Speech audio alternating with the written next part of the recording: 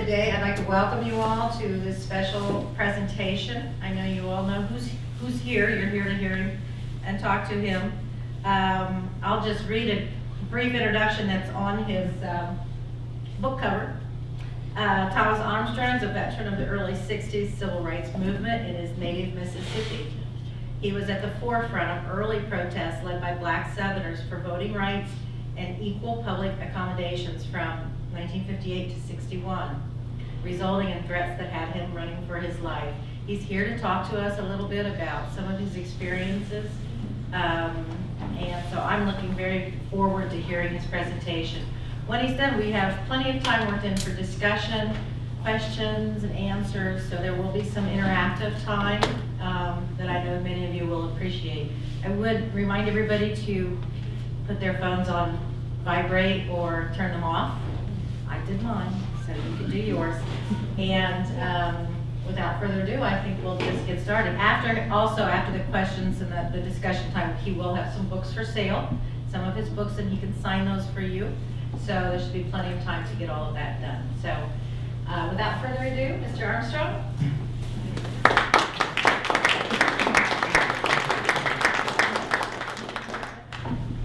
Thank you. Thank you. Thank you.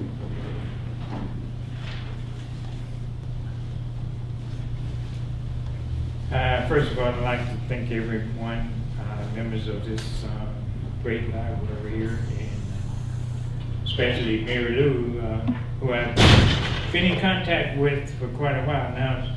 She's almost like a member of the family. And thanks to all of you for being here. It's an honor and a pleasure to be here, and in fact, it is also a responsibility of mine to be here with you today, simply because I am encouraged by my granddaughter, since she was in middle school, to start talking to people about my experiences in the civil rights movement. In fact, she when she was in middle school, she saw a movie, a documentary, Eyes on the Prize. Great documentary. She came running home, all bubbly, called me Papa. Papa, I saw you in the movie. You know, I hated to bust a bubble, but that wasn't me. You know. But she started asking questions, and the family heard her, and I hadn't talked about my civil rights experiences for, at that time, over 30 plus years, and they started asking questions and so forth. Then everybody jumped all over it, you know, especially the granddaughter. You have to write, you have to write. People want to know what you did, I want to know what you did, and you haven't told me, so that's one of the reasons that I wrote the book. I'm Thomas Armstrong. I was born and raised in southern Mississippi in the rural Jefferson Davis County. I grew up in an all-black community known as Lucas, about 5 miles west of the town of Prentice, Mississippi. It was a very different time and place at that particular time in the 1940s and 50s. I went on to attend Tougaloo College, which was located approximately 10 miles south of Jackson, Mississippi at that time, and continued through 1963 from 1958. I'm a husband, my father, and I'm enjoying an active retirement. I'm really enjoying an active retirement. Segregation was a social, political, and economic caste system of apartheid based upon white supremacy. I grew up under segregation. When we went to the town of Prentice, my family, and saw whites approaching on the sidewalks, we had to move over and let them pass for fear of bumping into them and getting a beating or being thrown in jail. There were segregated water fountains, lunch counters, schools, buses, bathrooms, hotel, bars, hospitals, toilets, parks, even telephone booths, restaurants with separate counters and separate section in libraries like this one. One of the things that bothered me most about segregation was the lack of voting rights for blacks. That struck me because most of my family, well, most of my aunts and uncles were school teachers. And they used to speak of that all the time. And they would meet at our house sometime on the weekend and talk about the community and what they thought was wrong with it. Voting rights of blacks were systematically restricted over time. There was poll taxes, literacy tests, loopholes such as grandfather clause and the understanding clause, the understanding that you can't vote. All of these protected the voting rights of white people who were unable to pay poll tax or pass the literacy test. Now all of this actually happened. This is not something that I read in a book. I lived through this, okay? Segregation, it wasn't just a system of living apart. Black people received inferior services, employment, accommodation, education, and opportunities compared to others. Black people lived in fear of white racism, violence, and degradation. It was very hard for black adults to have their children watch them and have to bow to other people and bite their tongue and take whatever bias and disrespect those people dished out to them. I was 13 years old when I first consciously made contact with the Jim Crow system. One day I overslept. I missed my bus to school. I lived in an all-black community named Lucas. And there was always somebody there at a gas station that was located there who would travel into the various small towns. So I rushed down that 1/4 mile to the center of Lucas and caught a ride to 5 miles to Prentice, where my high school was located. The gentleman dropped me off in front of an ice cream parlor. 8 o'clock in Mississippi, it's already hot. So being a youngster, I wanted the ice cream cone.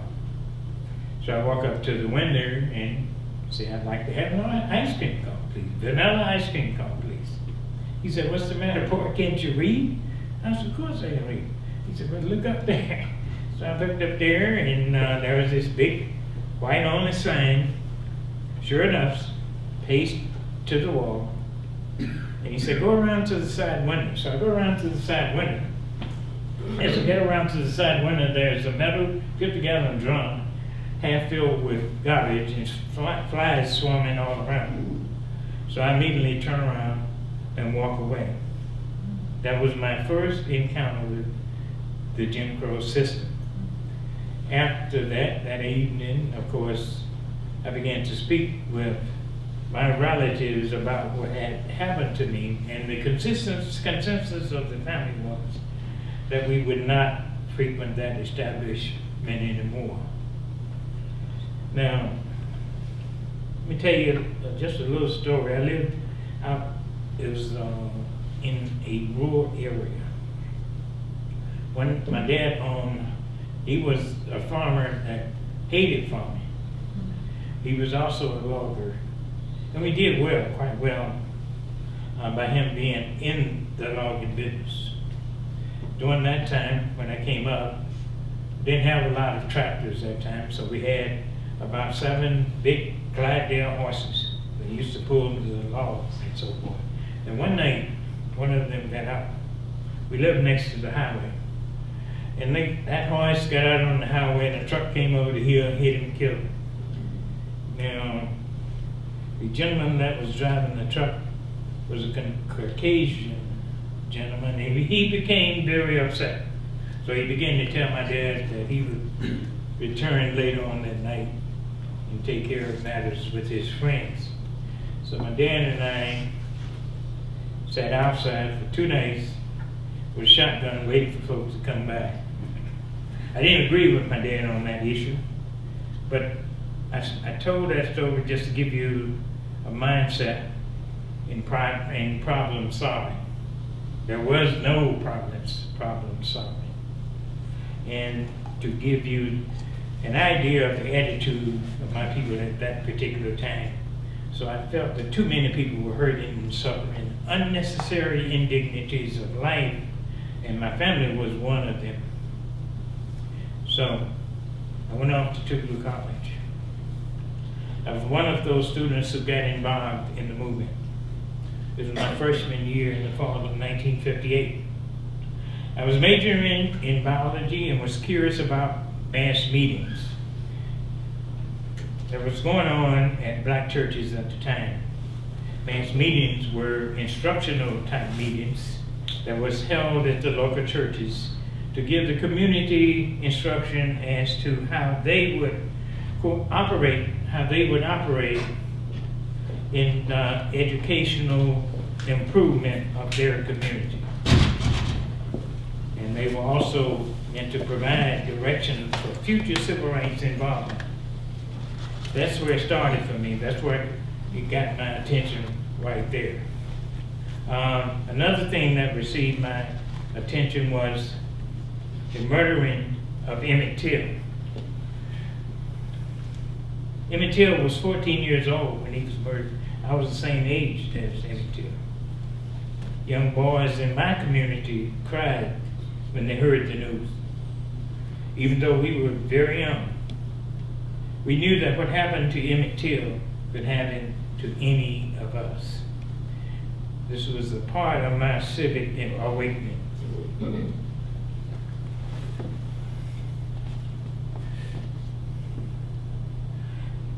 I met a young man at one of those mass meetings. His name was Medgar Evers. Medgar Evers was the president of the Mississippi State NAACP. Medgar Evers was actually the bravest man that I've ever known. Excuse me.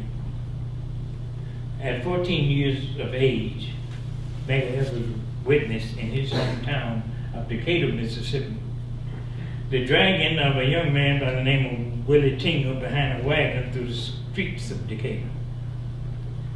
Tingle was later shot and killed, and he was hanged afterwards. Now, that was Medgar's awakening. He became a martyr of the civil rights movement. It can be said that Medgar was the real reason that I became involved in the movement, because I responded to his request for help in voter registration work.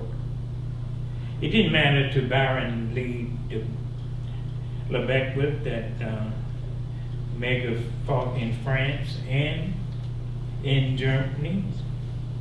He received a Purple Heart. That didn't matter at all, so Byron decided that he had to get rid of him because of his voter registration activity.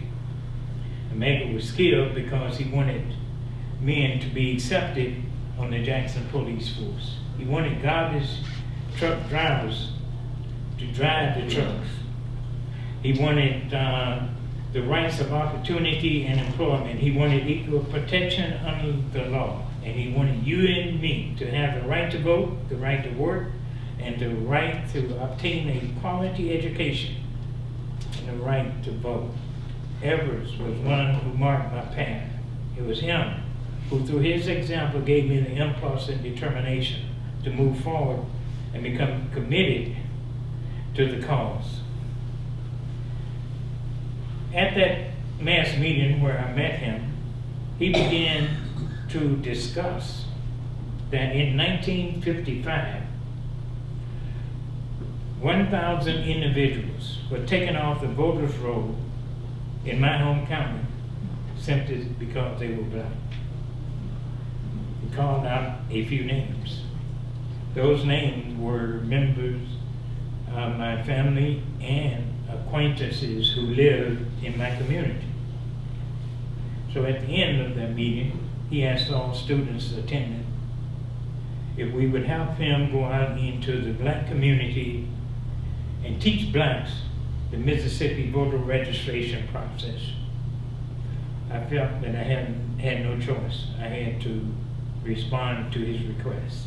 And that's how I actually got involved in the movement, That's why I did that for 4 years while there, in school there. Voting was very important to me, and I think it was important because in 1867, there were 45 blacks in my county who were registered to vote. My great-grandfather and his son-in-law were two of those individuals. They voted in 1868 general election. However, there is no record of them voting ever again or being registered to vote. Well, you see, that is the time when the Ku Klux Klan and the Night Riders sprang up and great intimidation of black registered voters occurred. So, one of the things that blacks did at that particular time is they wore the mask. You probably have seen an old lazy character, Stephen Fletcher, and you may have even watched some old Amos and Andy TV series. Well, that character was created by Lincoln Perry as a backstop. Blacks began to bide their time until change would come. It was called putting on old master. Break the tube, break the hole, do anything to postpone work that was to be done. And blacks understood it perfectly and laughed heartily at it among themselves, but not in front of their children. They wore the mask. Using the mask, most blacks were trying to bide their time. Now, Dayton, Ohio's own Paul Laurence Dunbar perhaps said it best within his poem, We Wear the Mask. In counting all our tears and sighs, nay, let them only see us while we wear the mask. We smile, but oh great Christ, our cries to thee from tortured souls arise. We sing, but oh the clay is vile beneath our feet, and long the mile. But let the world think otherwise. We wear the mask. However, some blacks began to fight back. They began to push for voters' rights in the 1880s and 90s. They began to push for the elimination of violence and lynching. But this time, whites also fought back. The Klan went national with this ideology of white supremacy, and the power of Jim Crow. Power behind Jim Crow appeared overwhelming. But blacks continued to press forward in the courts and gain freedom and equality against Jim Crow. However, through the 40s and 50s, blacks were still fighting a good fight, not just for blacks alone, for all Americans, for all America. I'm having a problem with this thing. You may know. Okay. Black people suffered great oppression under slavery. Through slavery was phased out, Jim Crow remained and prevented black people from making future gains in Reconstruction. Now, according to the Mississippi State Sovereignty Commission, the Mississippi State Sovereignty Commission was a spy organization set up by the state of Mississippi and also funded by the state of Mississippi to keep track and tabs on anyone who stepped beyond the boundaries of segregation.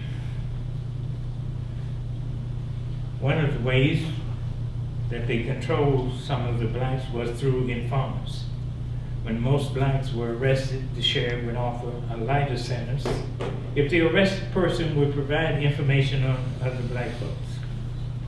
And that's how that happened. Informants living in Jefferson Davis County, my home county, was supplying the circuit clerk with information about all blacks and their activities.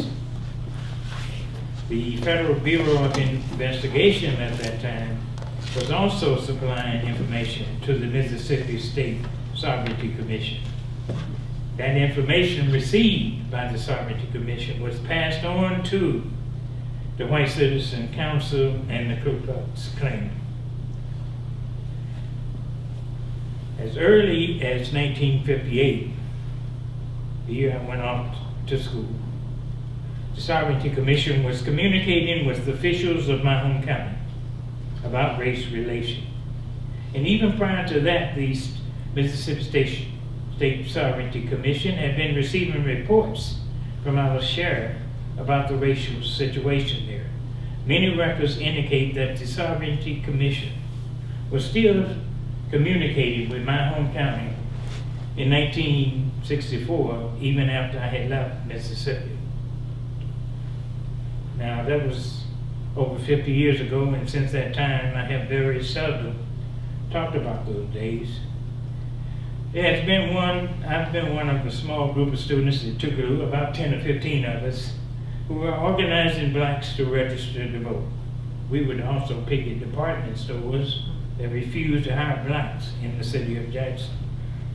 To a large degree, we were changed by our experiences and activities that we were engaged in. Some of you here say that you are and wish to be and have been community organizers. But let me tell you something. To become community organizers, you have to believe in your purpose and your task. Not only that, you have to believe that what you are doing in your community will make a difference. As you go about your community activities, you must not distance yourself from the process of community involvement. The community must be able to feel that you are at least nearby, as if you're watching over them. Cannot just speak to the glare of the television cameras. Speak to the hearts and soul of the community. You're the change that they've been looking for.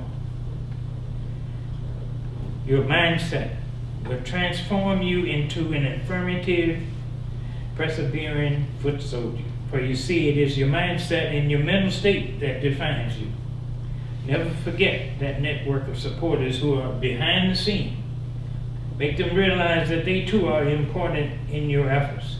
They can be your eyes and ears in difficult situations. They can become your first line of defense. For us in 1960, they often ran interference for the movement. They often distracted the enemy away from their activist brothers. They provided us with an invisible and sometimes aggressive line of defense. They are partly the reason that many of the organizers succeeded. They covered for us and they will cover for you. I have a co-author with my book. Her name is Natalie Bell. Natalie is actually from the state of New York. She has recently moved back to Mississippi to care for her grandmother. But Natalie is a journalist educated at Howard University and Columbia University of Graduate School of Journalism. She has been an award-winning news reporter for radio and television and news station. I hired her to market my book and get it in front of an agent in New York. By her being an experienced writer, not surprisingly, she had reason to say that my manuscript needed restructuring. Well, that's when we almost broke up our friendship. But I had to realize that she was the expert in writing. And once I got that through this thick skull of mine, things worked good, worked fine. So without Natalie Bell, there would be no book. But you're about to see a few individuals that shaped my life while living under the Jim Crow system. First of all, my family. That is my grandmother in the center of that picture. Sitting in front, second from right, is my father. And moved together That's my father. And they are the ones that actually marked my path and supported me in all of my endeavors. I appreciate them very much. Young man by the name of Ernest Lockhart, I mentioned a few moments ago. Ernest Lockhart was the principal of my elementary school. He was also the president of the county NAACP. He was banned from teaching in the entire state of Mississippi and made to leave Mississippi overnight, simply because he was mimeographing an announcement about an NAACP meeting. Informants had seen that he had been doing that, and they reported it to him, and he had to leave the state.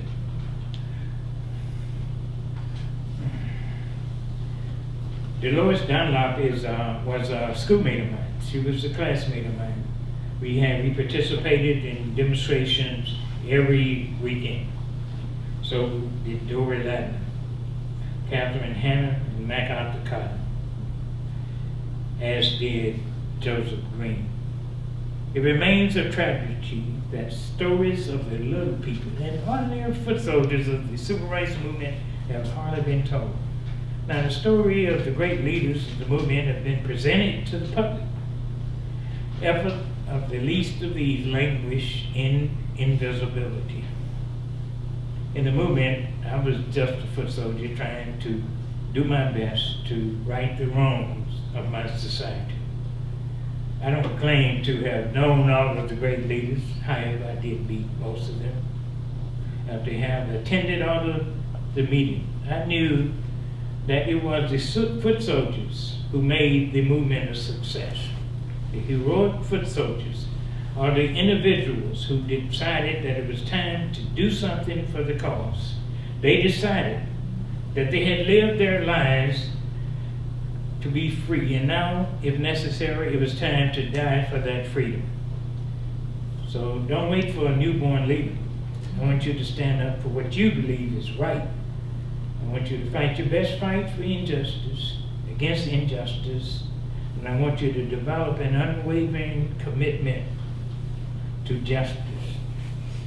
Now, at Tucano College on Friday nights, we participated, as I said, 10 or 15 hours in strategy sessions at our chaplain's home.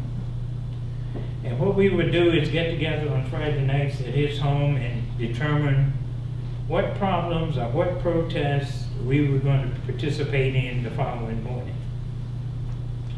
One of the things you might notice about that particular picture is the fact that nobody on that picture is smiling. They're concerned about what might happen tomorrow. They know that once they get out on that picket line, or sit at that lunch counter, anything could happen to them, including being murdered. You know, history books should sometimes, they should get their facts straight. Most of them tell half the story. We as students in our own universities, we knew that we did not attend the best universities in the state. Therefore, we decided that we would try to do something about it. Some of those who fought to open higher educational institutions included Medgar Evers in 1954 when he tried in June to become a student at the University of Mississippi. He was denied because he was black. Clyde Kennard tried to enter what is now Mississippi Southern University. He was denied simply because he was black. Clinton King, a history instructor at Alcorn A&M College in Mississippi, tried in June of 1958 to enter the University of Mississippi. He was denied, thrown into jail, and also sent to a mental institution. So you had to be crazy to try to get in, get the best education. In 1961, I attempted to enter all-white Millsaps College in Jackson. I was denied for no other reason than I was black. James Meredith, in the same year, attempted to enter the University of Mississippi. He was rejected in 1961. However, he was admitted with the help of marshals, federal marshals, in 1962. However, we did get 2 students from Tougaloo into the University of Mississippi in July of that year. There's a young man, Caucasian young man, who was a schoolmate of mine. His name was Eli Hostetler. Eli was from Goshen, Indiana. Eli attempted to get into Millsaps College in 1963, and they denied him because he attended Tougaloo College, that cancer college. You see, they didn't like Tougaloo College. Tougaloo College taught individuals to think for themselves. We had a social studies instructor by the name of Ernest Berensky. Now, Dr. Berensky was from Germany. He escaped the Nazis in Germany. So he knew what it meant not to be free. So he began to teach at Tougaloo College. And he would tell us that freedom was just around the corner, but you had to go get it. It wasn't coming to you. And if you didn't go get it, it was never going to come to you. So he let us know that we had work to do, and we tried to do our best to obtain that freedom.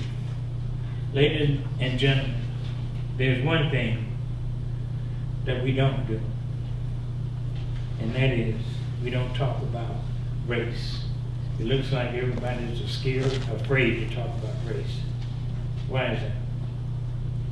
You have to learn how to talk to me about race. I got to learn how to talk to you. And if we don't talk, it's not going to improve. You know, we have to talk. I don't like race because it poisons your life condition. It makes people hate you. They don't even know you, but they hate you anyway. You know. You see, we have to determine if it's possible to build harmony based on a common vision while learning from and honoring our racial differences. How do we be honest and open and risk making mistakes when it sometimes feels that other people are ready to jump all over you just for any little mistake you make? When is it time to move from dialogue to action? When is it time to stop procrastinating and time to reach out and make the world better? The choice is ours and the responsibility is ours. We have to see it through. We have to see it through. Freedom riders, you may have heard of. Just what year comes to your mind, just off the top of your head, when you hear the term freedom riders? Just give me a year. 61. Hey, happens every time. Happens every time. That was a good year too, for freedom riders too. But the freedom riders actually began in 1944, when a young lady by the name of Irene Morgan refused to give up her seat on the front of a bus and was arrested and thrown into jail. She appealed her case all the way to the Supreme Court, by the way. And she won. The Supreme Court says that it was unconstitutional for segregation to exist in intrastate transportation facilities. Southern states says, so what? We're not going to change. We're not going to change. There was a young man by the name of James Farmer. And James Farmer was actually the head of the Congress of Racial Equality, a civil rights organization. He and a few friends of his decided that they was going to try to make this country live up to its laws, and especially the South. So they developed a freedom ride known as the Journey of Reconciliation. That was 1 year after the Supreme Court issued its mandate in 1946. Okay. That ride went through the upper states of the South. By the time they got to South Carolina, they were arrested, pulled off the buses, and put on a chain gang. Most of them were beaten up. And they decided that the ride was too dangerous, and so they called it off. 14 years later, 1961, two of the original freedom riders, James Farmer and James Peck, here once again decided that the time was right. And they initiated freedom rides, this time through the deep South, Georgia, Alabama, Mississippi. It was coming all the way through to New Orleans, Louisiana. They left Washington, D.C. in 2 buses. One bus route took them to Birmingham, Alabama. The other bus went to Anniston, Alabama. In Birmingham, the freedom riders were pulled off the buses, arrested, beaten up. They were not thrown in jail. The Anniston bus, you know what happened to that one. They firebombed that one. And had it not been for a deputy sheriff shooting his gun in the air, the people would have held the door closed and would not have let them out, and they would have perished. But they were able to get out eventually. There were students at Tougaloo College who were watching the freedom riders from the time they left Washington, D.C.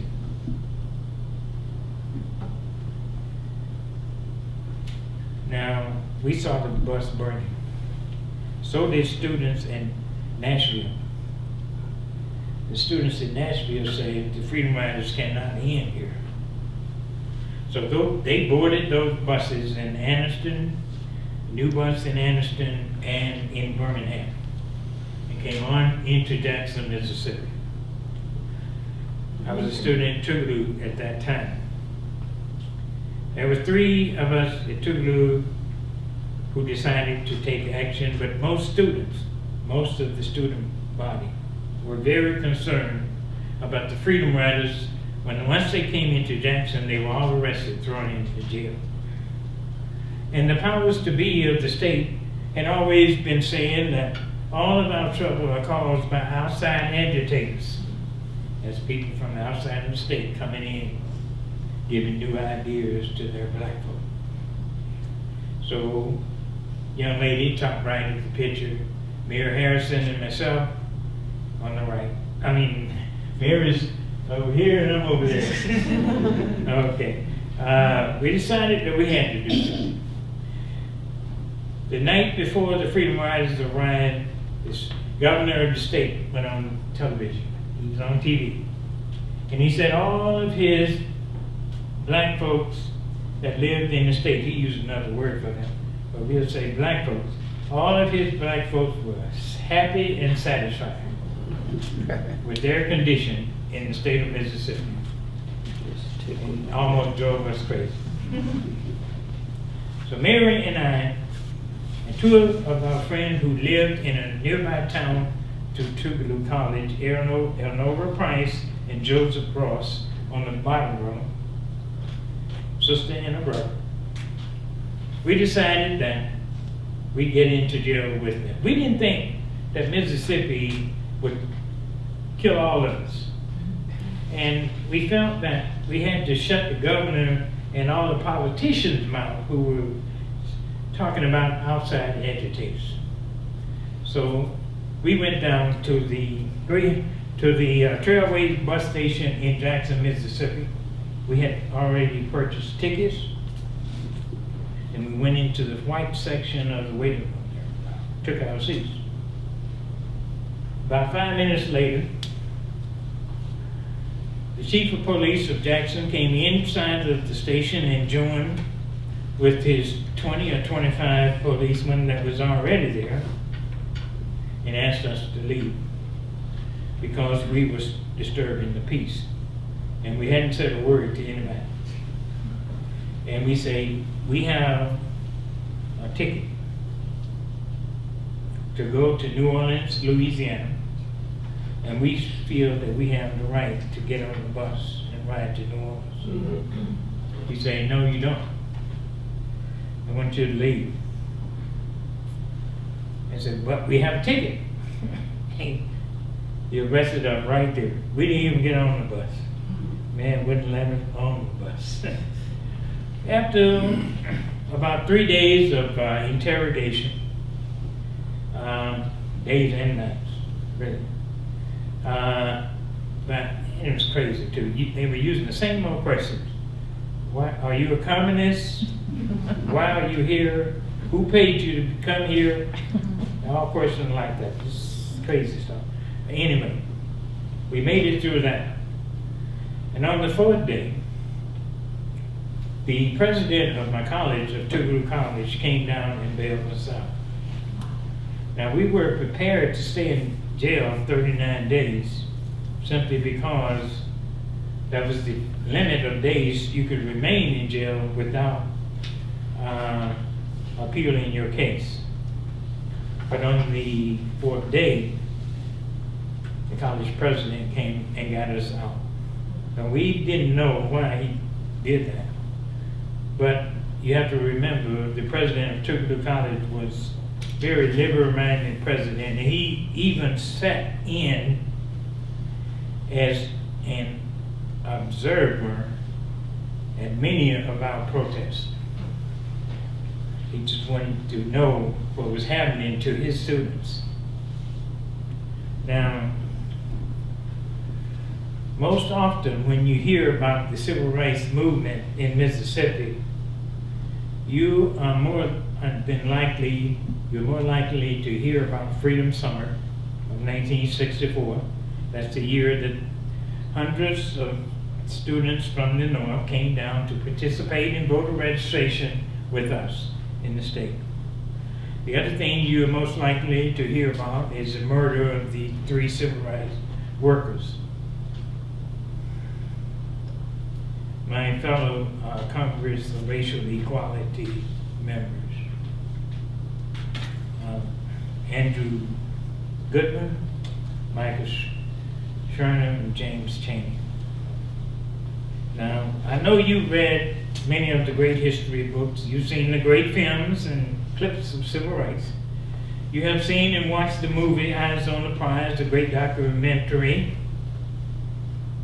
However, long before those events of the early 60s, black Mississippians was using every means available to them to fight for their own liberation. The NAACP tried a large percentage of their legal cases in the state of Mississippi.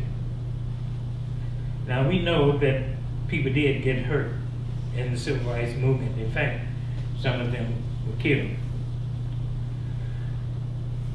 Just 30 miles from my hometown, Lamar Smith, a young activist, was killed at Brookhaven, Mississippi's courthouse lawn in the middle of the day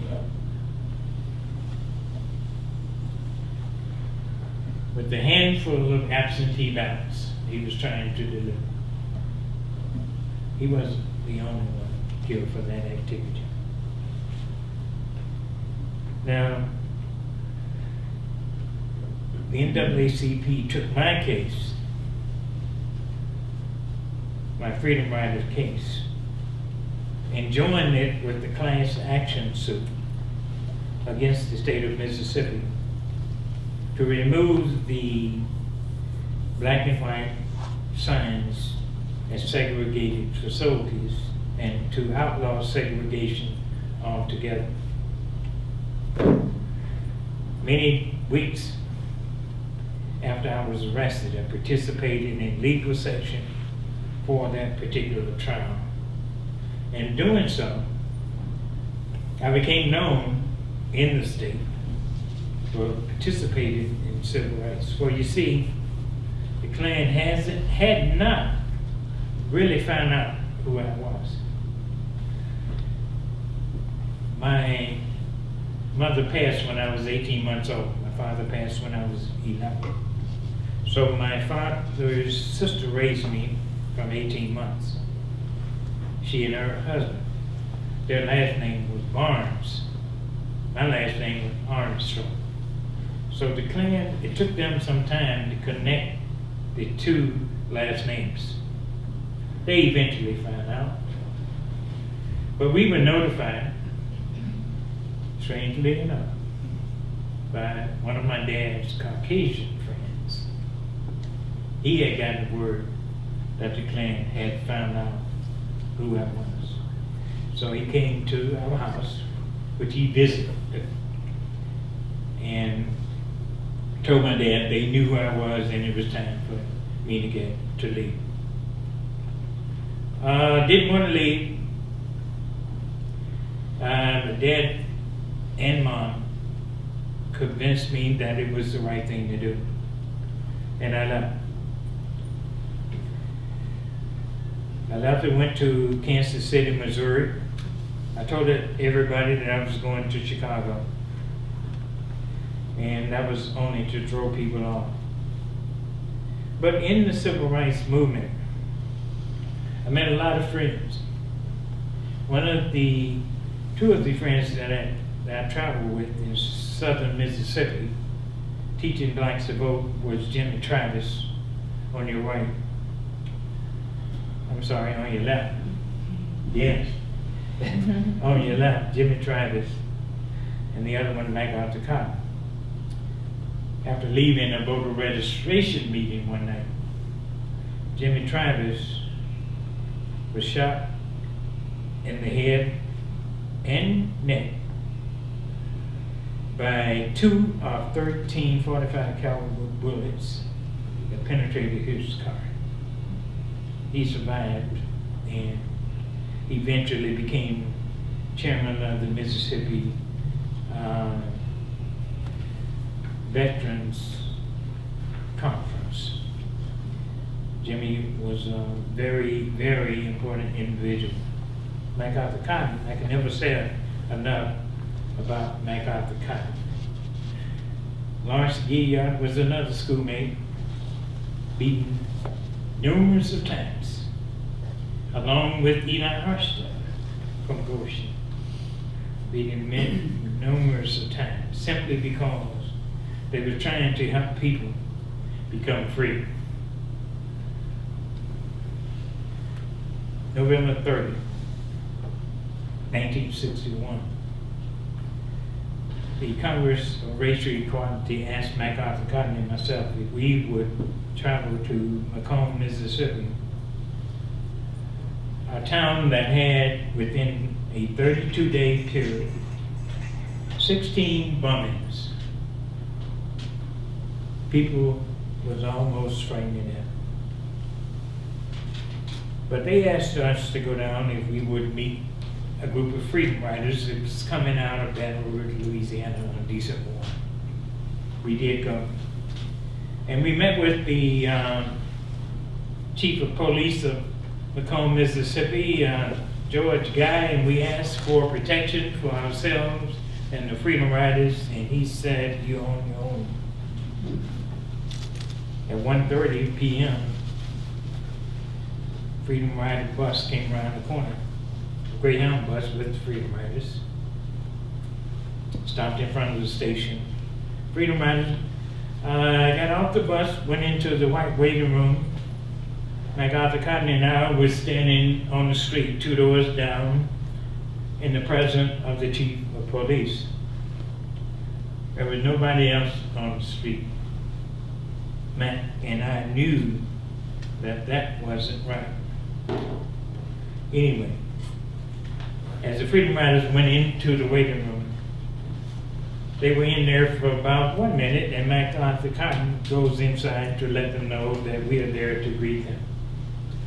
I stay outside, standing with the chief of police, monitoring the situation. Chief of police abruptly leaves me there, go into the pool hall. Once he enters, doors of all of the nearby shops open, and people came out with bricks, bats, sticks, and anything else they could have in their hands.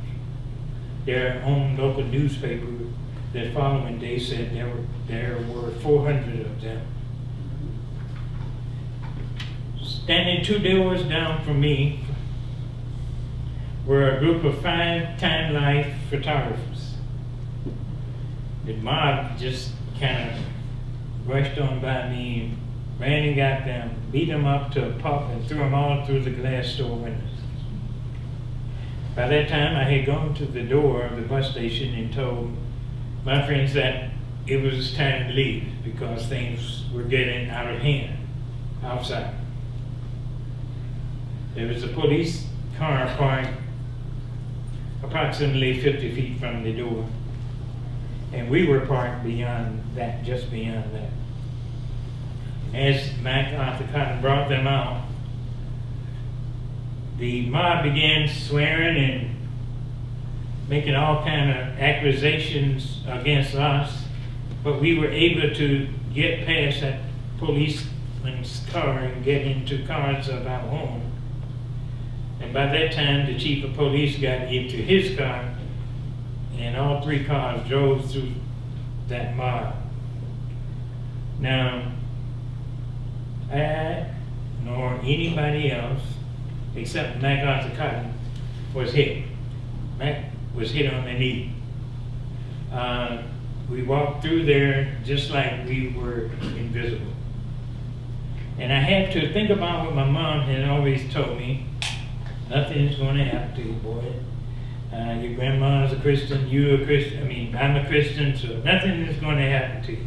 And by the way, she said, the Lord didn't bring you this far to leave you. He's going to see you all the way through, so don't you worry about what's going to happen to you. What's going to happen will happen. But I'd like to say to you today, you've reached a point in your life maybe that you want to do something. You think maybe it's time that you do something. Well, you don't know what you should do. First of all, I suggest to you that you remind yourself of the high price that has been paid so that all of us can enjoy our God-given freedoms. Think of the turbulent civil rights time. Become aware of what the foot soldiers and the little people did back then. Think of personal sacrifices of the civil rights martyrs. Learn the real meaning of respect. Turn that respect into goodwill and love for your fellow man. Most often you hear the question, where do we go from here? A lot of people spend a lot of time trying to answer that question. Days, sometimes months. They've been answering it for years. To me, the answer is simple. Very simple. As you go out of your abode in the morning, take a look around you. Look in your neighborhood, your city, your schools, your churches, your state, and even the country. And determine if there is something that is not as it should be. Okay? Then that's where you should go. You go where the problems are. Just don't sit and do nothing. Go where the problems are. You are a Muncie, Indiana resident. You have the tools to make the world better. Now, during your daily travels, as I said, all you have to do is take a look around you. You know? If everything was perfect, then you wouldn't have to worry about it. Now we know everything is not perfect. If equal housing is not a given in your state, then that is where you should go. If there is not equal opportunity in education or the economic arena where you live, that is where we should go. If your special interest leads you on a political path, take the path, but improve things along the way.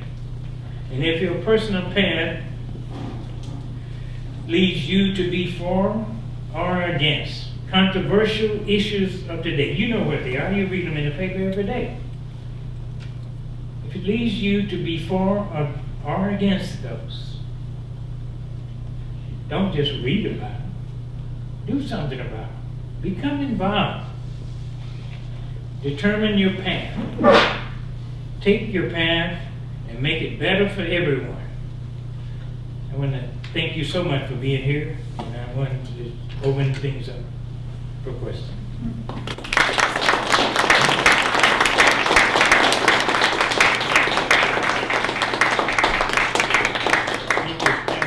Thank you.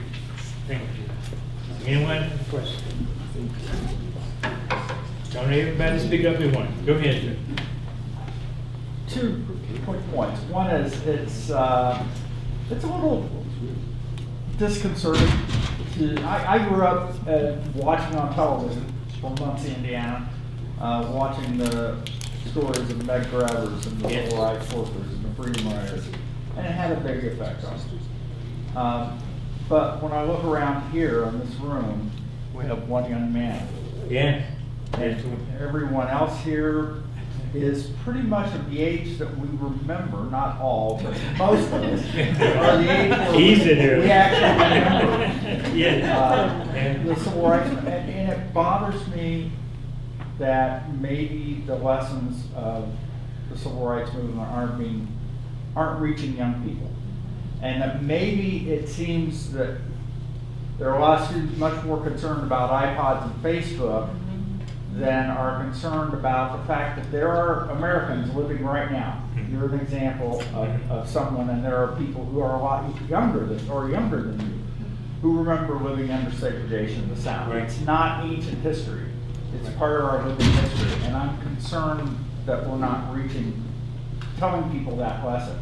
And the second thing that I'm concerned about, and I actually talked to Andre Carson about it, talked to a couple of other folks about it, wrote an op-ed piece about this. But we actually are sort of at the end of the 50-year anniversary of the great civil rights movement, which I think belongs to, in our history, with the greatest generation and their survival of the Depression and World War II. And we've had the 50th anniversary of Emmett Till pass, and we've had the 50th anniversary of Montgomery pass, and we've had the 50th anniversary of the Freedom Riders pass, with limited recognition. And I don't know what it's going to be like with the march this August and the 50th anniversary. But it's a concern to me too, and I don't know why that we are not celebrating the heroes such as you and a lot of very young people who were heroes who stood up to the water cannons and the dogs, and why we're not celebrating that more as a 50th anniversary.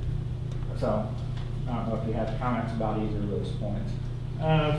Yeah, one of the things, not the total, but one of the things is the movement individuals themselves, many and most of them failed to talk about it, never talked about it for a long time. They didn't want to talk about it. It was too painful for them. And I think maybe that had a little bit to do with it. And you're right about the young people. We try to get the message out to young people as much as we can. I talk to young people at many of the universities and high schools in Illinois, and you'd be surprised how little they know about the civil rights movement. They know about Malcolm X, they know about Rosa Parks, but that's about all they know. Yes, ma'am.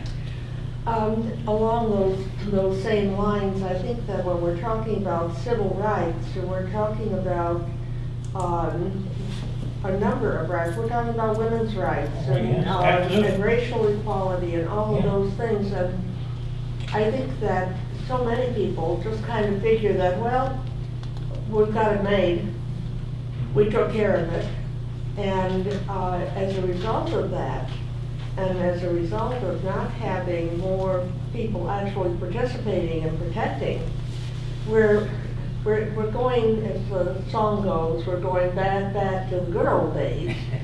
Well, a lot of people would actually like to see it. And I think that, I do think that we are getting not only legislation, but also attitudes. And when we look at the ID laws and all of those kinds of things that are keeping people from voting, that people are saying, well, you know, we solved that back in the 60s and 70s when we had the equal rights movement and we had the civil rights movement.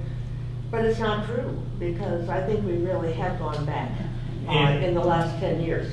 Well, in 2012 alone, 26 states have implemented new voter restriction rules. And they're aimed at specific groups of people. And yet, I hear my friends say, well, not a big deal, go get an ID, you know, you can go do it.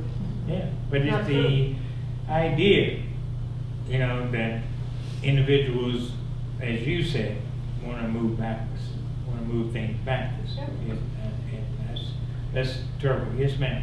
Mr. Armstrong, one of the things that along these lines, a great deal is being paid to voter registration. They're trying, again, I think it's in Alabama, there's a case that's coming up to the Supreme Court that wants to test the validity of voter registration. Sure.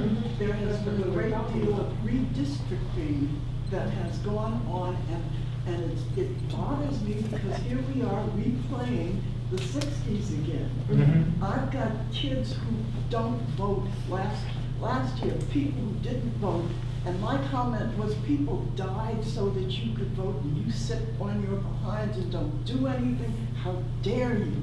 What an insulting thing to do to all kinds of people who were involved in civil rights. I have have an email, a group, and it's just family members. It's about 100 individuals. And in that group, they call me the voter registration preacher. I'm always after them about voting. And I'd like to say also, be careful when you hear the word gerrymandering. When you hear that word, follow close what they mean that they are doing, okay? Yes, sir. Oh, I was not going to say this, but your comment. Go right ahead. Right now, I actually have an online radio show. It's not my day job, it's a freebie. Give us a call sometime. Well, I was going to talk to you about that.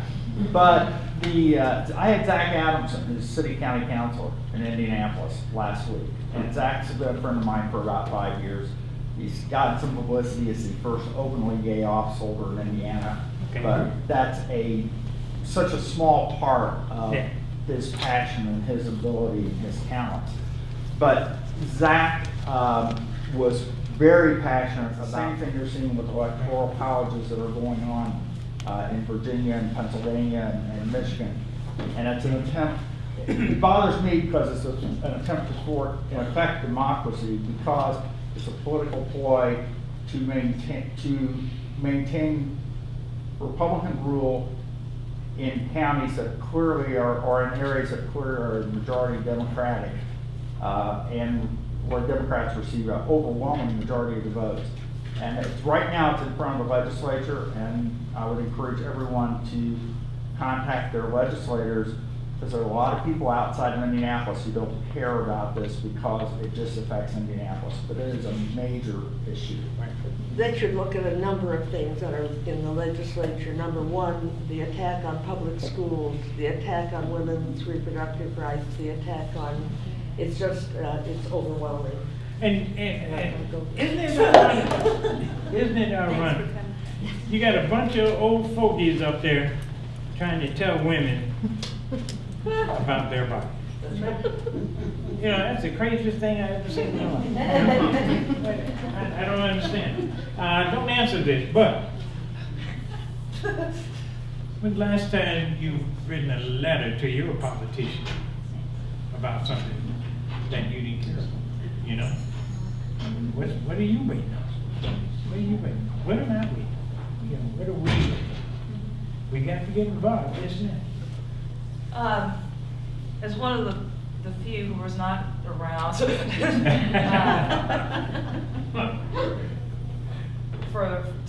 physically see many things that happen, I think there are several things. One, and I say this as someone under 40, and I also say this as someone who taught high school for many years. The way not to get to somebody is to say, somebody died for you to do this. That is not the way to get anybody to care about what you're talking. As real as that may be, that's an instant way to get people to ignore exactly what you're about to say. You know, I think there's a communication issue too, and how to communicate to people. This is significant. I mean, we're in a generation that's completely that's completely narcissistic. So you telling me what somebody else did for me isn't good enough. You're gonna have to tell me how this is affecting me today at this very moment. Okay. And that may be a horrible way, but that's the reality of it currently.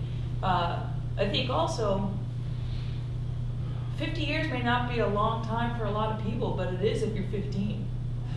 If you're 16, that's a long time. And you know, kind of equating it into allowing people to go and speak to maybe their grandparents, speak to their great uncles, speak to their relatives, kind of it shows that it's pretty connected.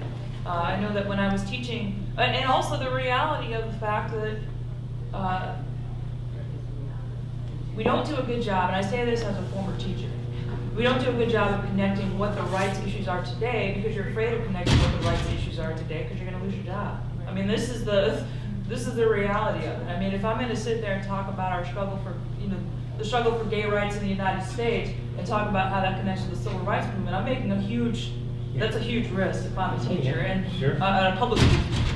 I think that there's that aspect. I can also say, you know, and I had the luxury of working for Senator Kennedy for a summer, and may he rest in peace, as we say in Massachusetts, but that, one thing that taught me is you can write all the letters in the world to a congressman, nobody cares.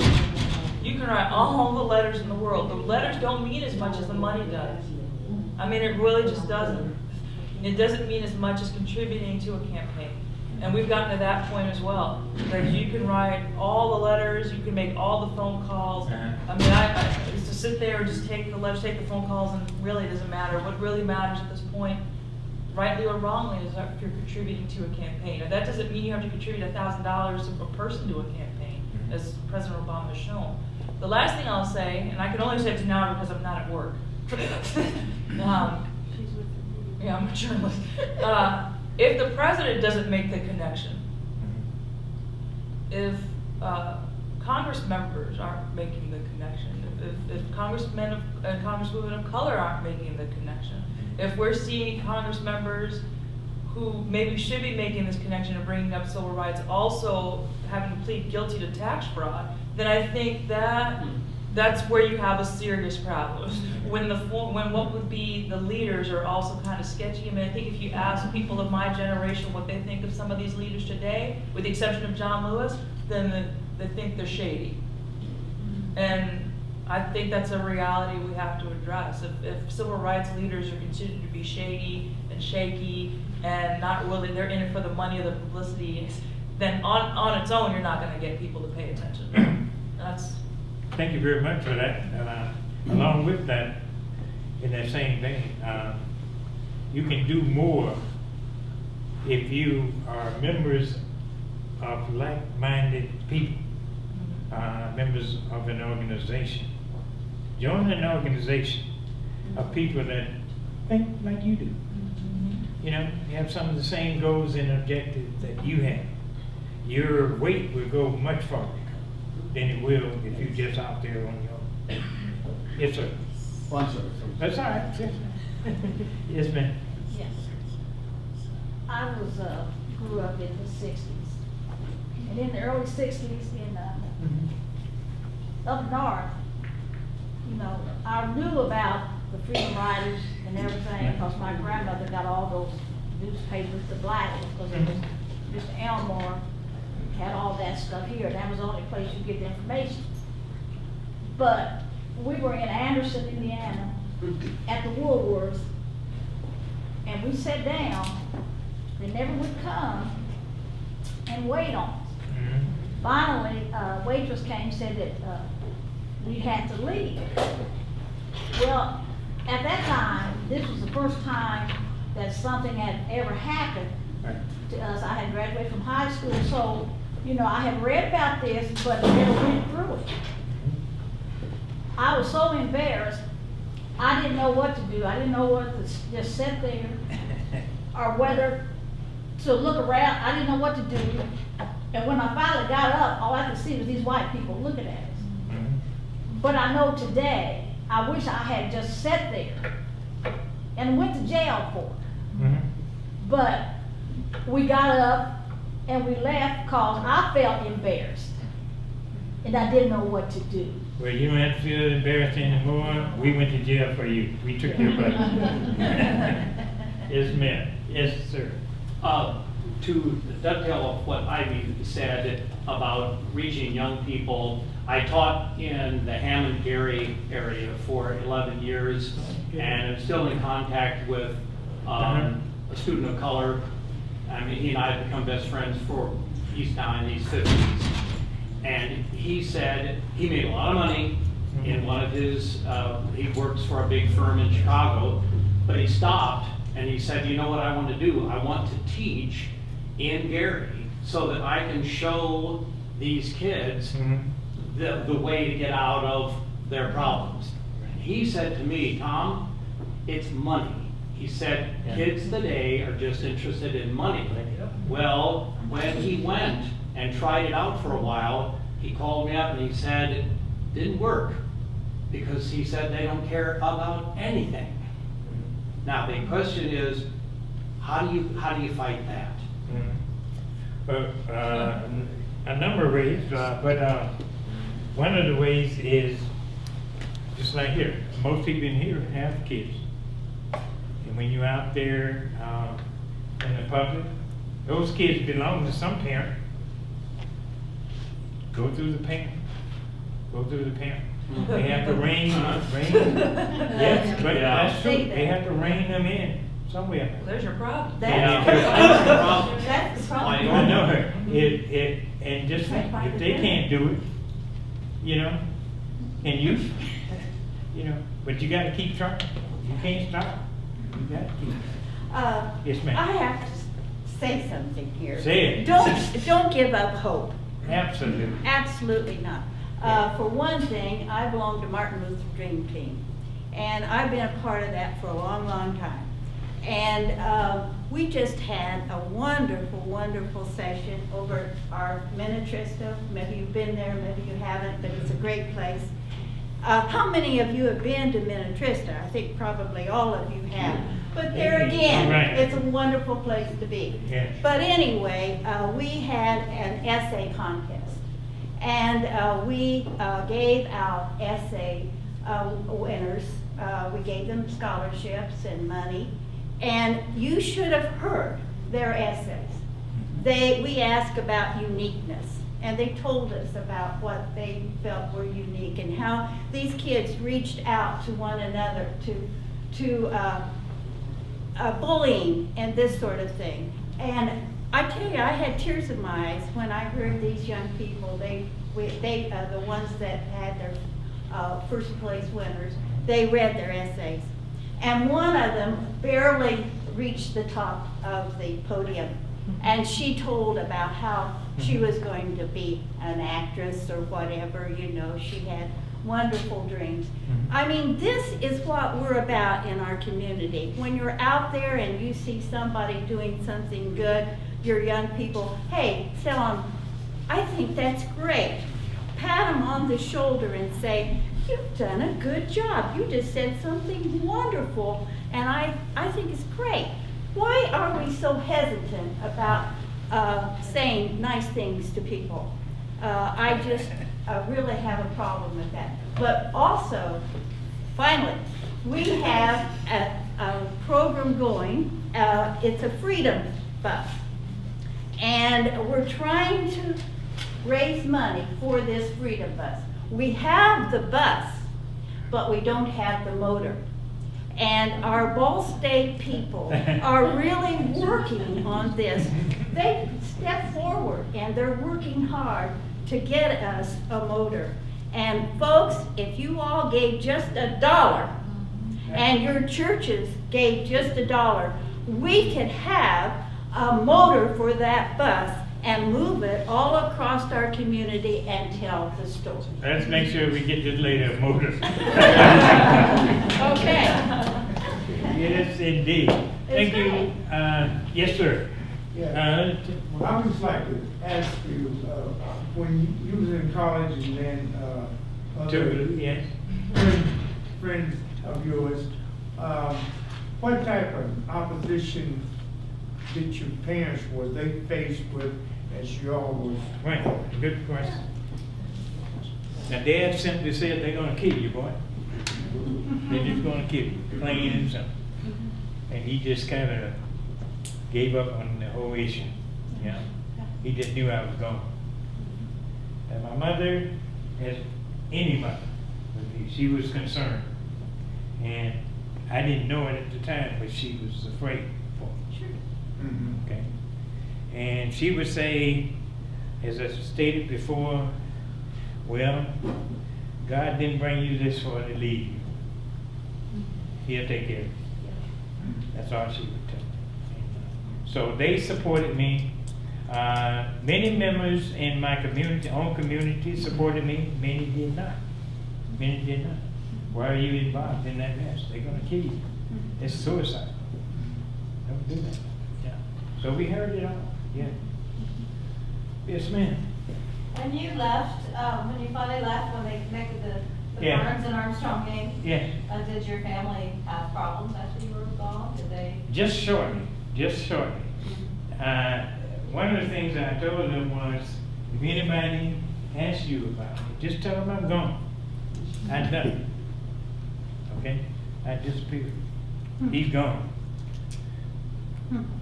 That's how they cope with it. Yeah. And it finally got involved. Yes, ma'am. In your experience of the history of race relations in the United States, how do you see the Tea Party, the emergence of the Tea Party?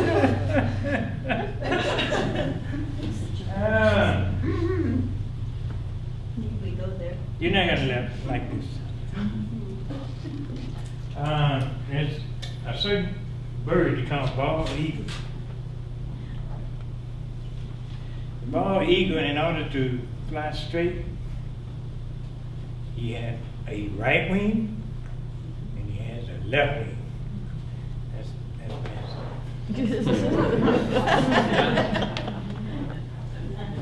anyone else? Yes, ma'am. When they threw the photographers through the plate glass window for Yes. Life magazine, did they get any shots that were published? They were published. Oh, yeah, they were. Yeah, they were published. I Yes. don't remember that. Yes, they did. Well, when he was dancing. They still have them online. Do they? Yes, ma'am. Go ahead. Well, I just wanted to say I was in Columbus, Georgia through some of this, and I worked for a public library, and Roger Bannister, who was then our director, became the American Library Association president, but I had always been able to feel that the library was available to anybody and everybody. But I was working the reference desk at the main library in Columbus, Georgia, and a nicely dressed black man came and asked to use the library. And of course, I said yes. You know, I was reprimanded for that and was told, no, that was not the case. That he had his own library. And of course, that was one of the most, I don't know, I was so emotionally upset over that. I just couldn't believe that that was happening. But it did. And of course, Columbus was, it was what you just described. In Jackson, Mississippi, there was a black library, there was a white library. 9 of my classmates, one weekend, I happened to be out teaching voter registration that weekend, but 9 of my classmates went to the white library in Jackson and sat down to read books that were not in the black library. That's right.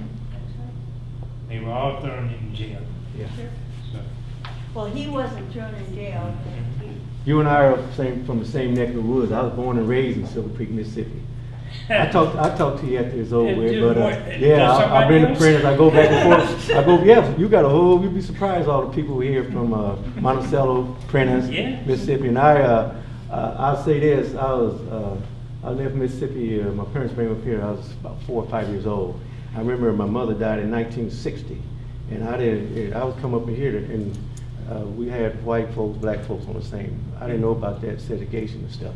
But I remember the bus driver, right now I can see his face right now, in 1961, when I went down there for the summer in Mississippi, when he said ends to the back of the bus. I know what he looked like right now. Yeah. And I was about 13 years old. Mm-hmm. I remember there in Monticello, I forget the name of the store. I still go there, but you had to go around on the side to get your hamburgers and stuff. Yeah. Right there in Monticello, across from the hospital there, on, what's that, 27? Yeah, 84. 84? Yeah. So I talked to you after you get through, but I remember all that. And I had a cousin also went to Prentice Institute around there. It's dead and gone now. Name was Melvin Sims. So I remember that, and I talked to you after that, but I know what it's like. Yes, sir. Yes, ma'am.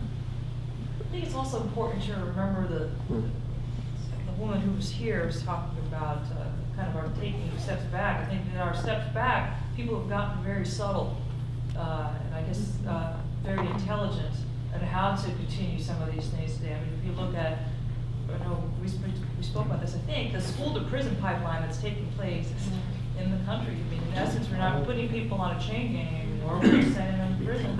And, you know, if you send a community book, any community, but certainly Black and Latinos, you send generations of men to prison. I mean, you're talking about a future that they will not have, and those communities won't have. Right.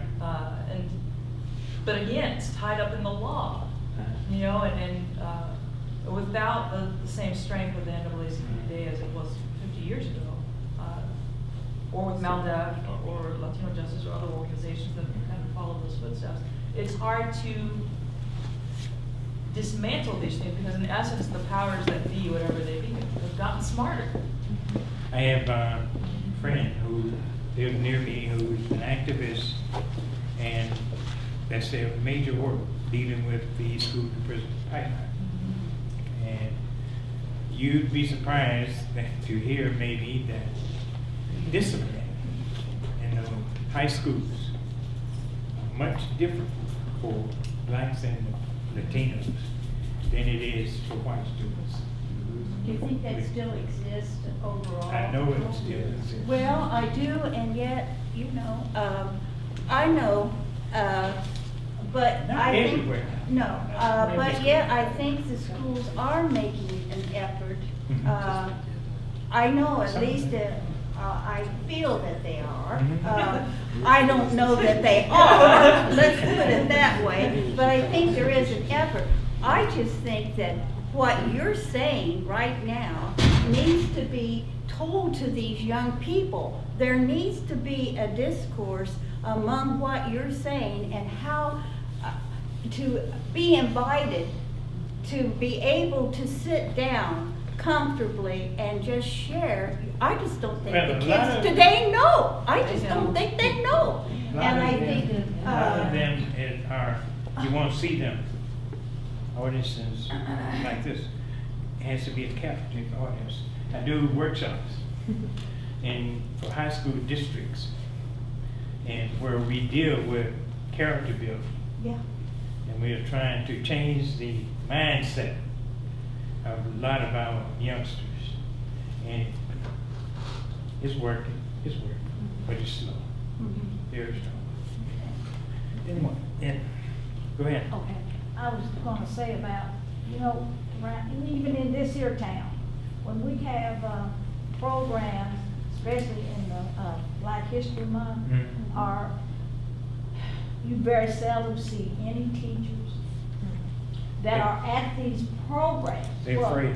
And because we already know the majority of them are white. We have a few black teachers, and I always wonder, if the teachers are not there Right. learning and upgrading how they think, then there's no way that they can deal with the youngsters.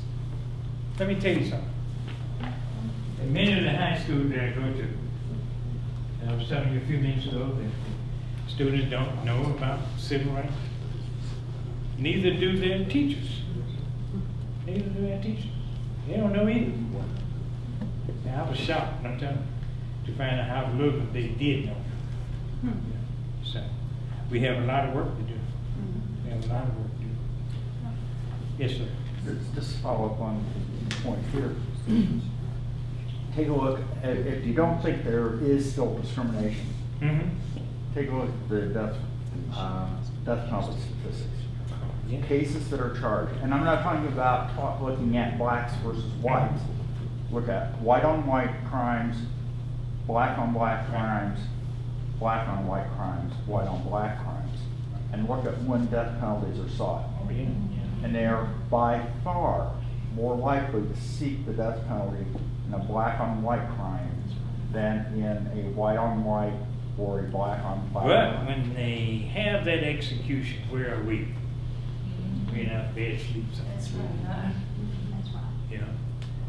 And One other quick one. I had a wonderful, I had, about 3 years ago, I go down to New Orleans rather frequently, but I took a trip a little different route and took 61, which is known as the Blues Highway. Oh, yeah. Down through the Delta. I've been there, yeah. And I'm a believer in observing places about history, and you learn much more from observing. And I don't know what there was about driving through the Delta and driving through that stretch of Mississippi. Right. But it gives you a perspective on all the stories that you Oh, hear yeah. that you can't get from the pages of the book. Yeah. Okay, Mary Lou, thank you very much for coming here today, and Thank you. and it's called Autobiography.